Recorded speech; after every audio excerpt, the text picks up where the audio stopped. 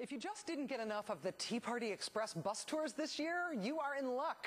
The Tea Party Express told a reporter this week that a new bus tour is in the works for late March and early April of next year, just in time to protest Tax Day, taxation with representation.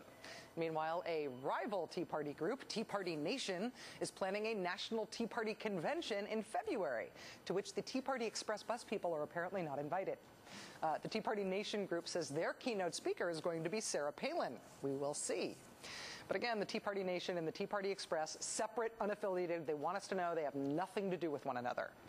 Alongside the often entertaining infighting among all of the warring Tea Party factions, another complication in the movement has been addressed in very frank terms today by Jay Nordlinger at the National Review Online. Should the Tea Party folks really be calling themselves Teabaggers? The article opens with the fundamental question for far-right conservatives, quote, to teabag or not to teabag? At issue, many of the very same signs, sound bites, and calls to action we have highlighted on this show in covering the movement. For example, teabag the fools in D.C. Mr. Nordlinger also mentioned this now famous protest sign, teabag the liberal Dems before they teabag you. He did not mention the Teabag Obama Twitter page and Facebook group. But he did compare the term teabagger to the N-word. Yes, that N-word. He says, quote, this brings up the question of whether teabagger could be kind of a conservative N-word to be used in the family but radioactive outside the family. The dirty nickname conservatives accidentally gave themselves is just like the most offensive racial slur in the English language. Really? You guys sure about that? And of course, this show, and me in particular, we get slammed for tossing around the T word on the air. Quote, MSNBC had an outright field day. Rachel Maddow and a guest of hers, Anna Marie Cox, made teabag jokes to each other for minutes on end, having great chortling fun at the conservatives' expense. Okay, since we have been blamed so many times and in so many ways for this nickname, for its proliferation, and for its pejorative use, I would like to set the record straight tonight. And in order to do so, we have to do something more adult than we usually do on the show. So get the kids out of the room or put them in earmuffs and cover up their eyes. All right. Ready? This is where teabag comes from. This is a clip from a 1998 film by John Waters that's called Pecker.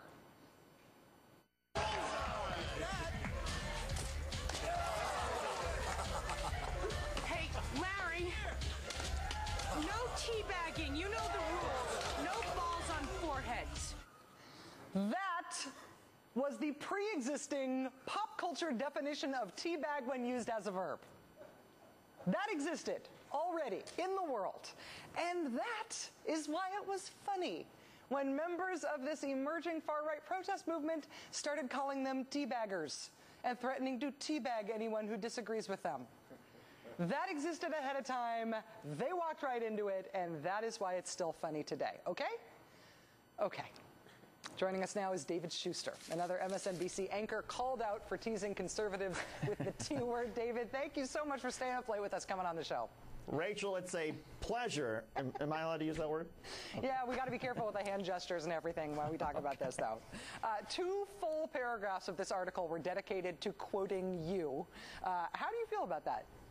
Well, I'm glad that that it was an accurate quote. That was nice, but it was sort of interesting that the National Review, Jay Nordlinger, I mean, he cited April 15th as the first day for this sort of movement, when in fact the Washington Independent reported those signs on February the 27th. So he got a couple of things in the story wrong, but it's also a little bit strange, Rachel, that he would be so obsessed. I mean, when it's such sort of graphic detail to describe teabagging, also to describe the real meaning of other terms like scumbag and putz head that Republicans had used. It's almost as if Jay Nordlinger was somehow obsessed over this, but I'll leave that to whoever wants to read it. Well, why do you think that MSNBC specifically, and I think they're really talking about you and I, why do you think that we're still being blamed for this nickname? I mean, even as Nordlinger admits that conservatives used it themselves, they used that language on Fox News, they wrote these signs that used that language, they're still blaming us for it as if we invented it.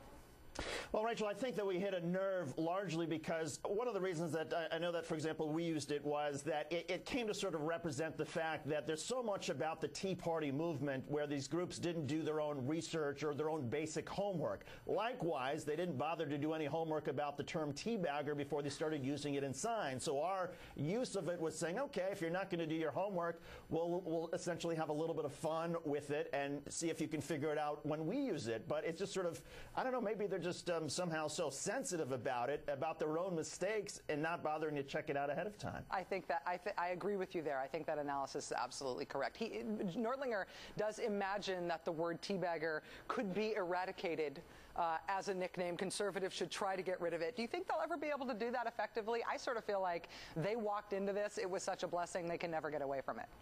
Yeah, I don't think they can ever get out of it. It's also particularly ironic, Rachel, that there's the National Review that's taking up this issue. I mean, this is the same National Review that back in the 1960s suggested that the Reverend Martin Luther King and his associates were undermining the foundation of internal order and were somehow essentially rabble-rousing demagogues. I mean, what, does Nordlinger think that because we used a term to describe the Tea Partiers that they used, that somehow the Tea Partiers are now oppressed by the media?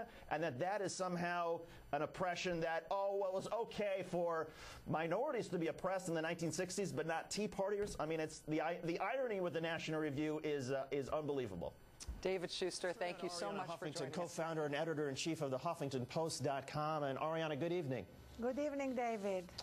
Ariana, Governor Kaine says that the Tea Party movement is devouring the GOP. How might we see that in 2010? Will right-wing fringe candidates win Republican primary races and then fail to deliver in the general election? Well, there's no question, David, there is something very destructive happening when you have not just the lunatic fringe going on about death panels and birth certificates, etc., but when you have incumbents who are going to be running in 2010 being so scared by their primary teabagging opponents that they change their rhetoric. I mean, even today we had John McCain on the Don Imus show saying that I'm madder than I have ever been, and basically equating himself with the teabaggers in terms of that incredible rage that is fueling that movement. So that is the greatest danger, the impact it's having on incumbents. And we've seen that in the Senate. We've seen Senator Coburn talking about seniors dying sooner than it would have died without the health care bill. We've seen it with Chuck Grassley. We've seen it with Senator DeMint, who said he wished he had told the president, you lied. So that's the greatest danger. Governor Kaine mentioned that at the federal level in 2009, the Democrats won 5 of 5 special elections in the House and gained, as you said, 2 senators with Specter and Al Franken. Are the Republicans, though, are any of the Republicans scared about this, or are all of them regretting that they weren't the Joe Wilson, as you said? Well, David, unfortunately, what Governor Kaine said is only half the story. The other half is the bad news for the Democrats, which is losing Virginia, losing New Jersey, losing the enthusiasm quotient, which is so important in elections because there is more enthusiasm and passion right now on the Republican side than on the Democratic. And just as important is what's happening with independents. First of all, the rise of independents, and secondly, the fact that independents are now favoring Republicans over Democrats. So there are many problems for both parties, and what is happening more and more is a kind of disillusionment with the whole political system, the sense that the fix is in, and that if you're an ordinary American, these are not good times. Well, and you mentioned the lack of Democratic enthusiasm.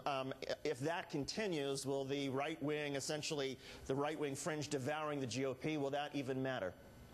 Well, that's what we don't know. I mean, things don't look good at the moment for Democrats in 2010. After all, they are in control of Congress and the White House. So if unemployment continues to rise, we had some good news today, but still, real unemployment is so incredibly high. Foreclosures are going up. The misery index, basically, is going to affect how people feel about the incumbents more than anything else.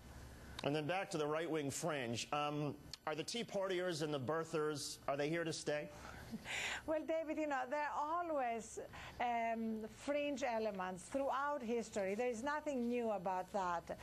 What is new is the fact that so many, both in the sort of conventional mainstream media of the right and in the mainstream Republican leadership, are espousing what the feelings of the Teabaggers are. That is the danger, both really for the Republican Party and for the country. And the fact that they are having so many of the more rational conservative intellectuals departing, like Andrew Sullivan. David Frum is definitely positioning himself as far away from Rush Limbaugh as he can. These are all dangerous signs, but as I said, they're dangerous signs for both parties. Arianna Huffington of the Huffington Post. Arianna, thanks for being with us tonight. Thank you, David. You're welcome.